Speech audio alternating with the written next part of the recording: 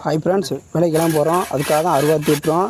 இப்படி தினைக்கு இந்த அருவா இப்படி தீட்டினா தான் பதமாக இருக்கும், வெட்டுறதுக்கும் ஈஸியாக இருக்கும், கையும் கடுக்காது. அதனால் நாங்கள் தினைக்கு இப்படி தான் ஃப்ரெண்ட்ஸ் அருவா தீட்டுறோம்.